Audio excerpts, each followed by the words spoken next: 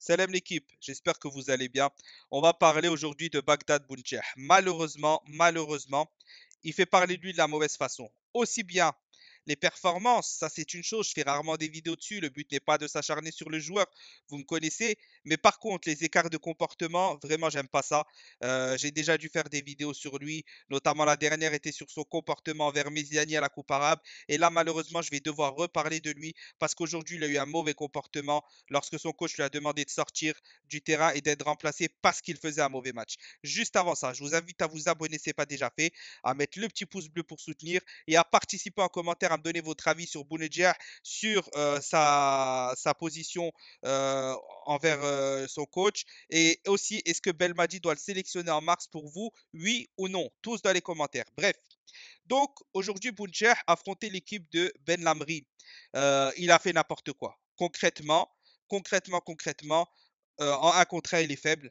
Devant les cages, il est faible. Malheureusement, je suis peut-être l'un des premiers à avoir fait une vidéo sur Bounedjah pour parler déjà à la CAN 2019 alors qu'on allait être champion. Veut dire attention, il y a des choses qui ne vont pas. Il n'est pas efficace ce joueur, malheureusement. Il est bon collectivement dans le collectif, mais individuellement devant les cages, il n'est pas bon. Il n'est pas fort et c'est pas un œuf qui marque. Bon, bref, le temps est passé. Le temps m'a donné raison. Là n'est pas le point important dans tout ça. Le point important, c'est que je l'ai toujours dit quand Boudjah a fait des bons matchs. À la Coupe arabe, lors de la finale, j'ai dit qu'on a vu un excellent Boudjah.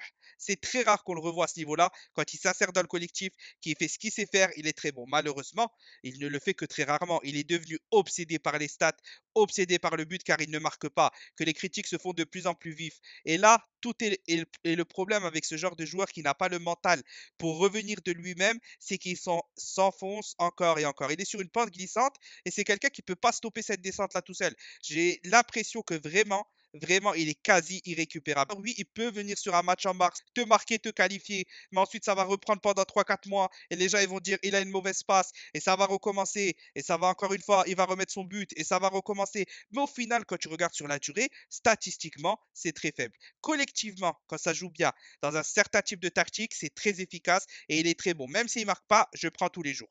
Par contre, de cette façon-là et individuellement, c'est faible. Je suis désolé, mais c'est faible. Mais revenons au comportement qu'il a eu.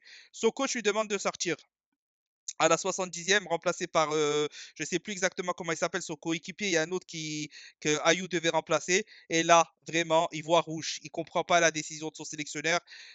Ses coéquipiers lui disent, entre guillemets, de se calmer. Non, il se dirige directement vers les vestiaires. À quel moment tu as ce comportement-là quand tu es mauvais, que tu es nul? Est-ce que tu veux que ton équipe gagne, marque des buts et avance dans le championnat, ou est-ce que tu veux perdre est-ce que tu es prêt à perdre du moment que toi tu inscris ton but? Quelle est la logique? Quelle est la logique de groupe?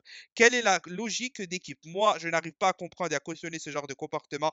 Heureusement, il est venu à la fin de match, ça c'est quand même à souligner. Il s'est remis en question. Il est venu à la fin de match demander pardon à son coach, pardon à son entraîneur. Ça, le mérite lui revient au moins d'admettre ses torts. Mais honnêtement, ce n'est pas normal. Ce qu'on voit là, c'est pas normal. Est-ce qu'il sera prêt pour mars? C'est dans un mois le regroupement. C'est dans un mois, ça avance vite, ça avance très vite. Et là, qu'est-ce qui devient? Qu'est-ce qui devient? Il enchaîne les mauvaises prestations. Psychologiquement, il n'est pas bon. Si Belmadi le convoque, que ça soit clair et net, c'est pas normal.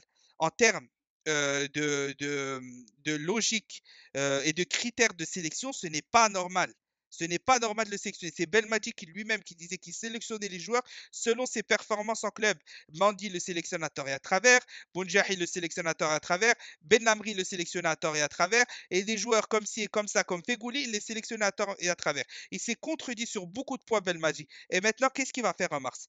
Quelle excuse va-t-il nous dire? Parce qu'avant, c'était que tous les joueurs marquaient.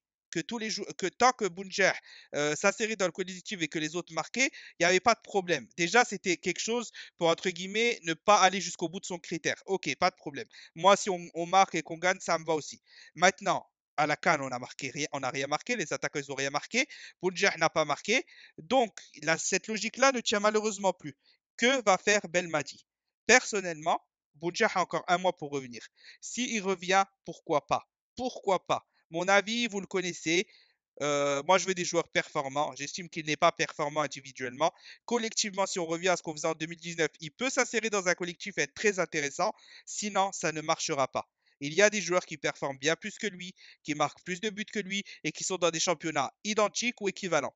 Donc, si la logique de stats et de performance en club est respectée, Bounedjah ne sera malheureusement ou heureusement pas là au barrage. Car ce qui compte, ce n'est pas les hommes, ce qui compte, c'est l'Algérie. C'est là où on doit essayer de tous réussir ensemble, quitte à ce que certains soient sur le banc, quitte à ce que certains ne soient pas convoqués. Et il aura tout le temps de revenir parce que c'est un membre important de ce groupe de 2019. Malheureusement, actuellement, ce n'est pas le moment.